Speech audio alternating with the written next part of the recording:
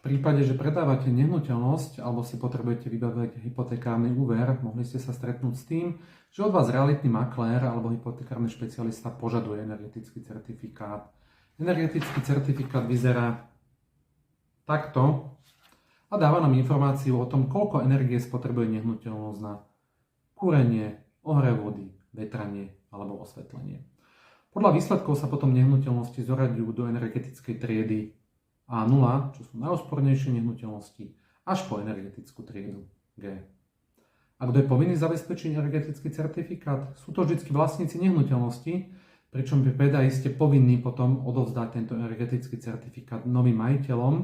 V prípade prenajmu postačuje, ak nájomcovi odovzdáte kópiu energetického certifikátu. A v čom je byť energetický certifikát nápomocný kupujúcim? Dáva informáciu o tom, nakoľko je hospodárna prevádzka nehnuteľnosti, ktoré kupujú, inak povedané, či budú za energie platiť viac alebo menej. V prípade bank predloženie energetického certifikátu tieto benefitujú dvoma spôsobmi. Prvý je ten, že vám vedia o niečo znížiť úrokovú sadzbu a ten druhý, že vám znížia alebo úplne odpustia spracovateľský poplatok. Je k tomu ale nutné dodať to, že niektoré banky požadujú, aby nehnuteľnosť bola v určitej energetickej triede. Zároveň pri tomto chcem upozorniť na to, že jedna banka, ktorá v prípade, že účelom úveru je kúpa, požaduje k čerpaniu úveru predloženie energetického certifikátu, to je bez neho úver nenačerpáte.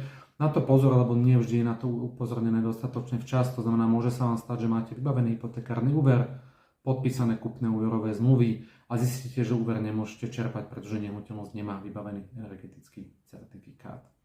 V prípade teda, že v budúcnosti plánujete predaj nehnuteľnosti, ste vlastníkom rodinného domu, dajte si takýto energetický certifikát vyhotoviť. V prípade bytov v bytových domoch oslovte svojho správcu, či má nehnuteľnosť energetický certifikát.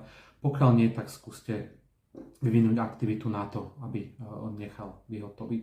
Tie energetické certifikáty budú čoraz viac požadované a kontrolované, takže je to niečo, čo sa vám určite v budúcnosti zíde.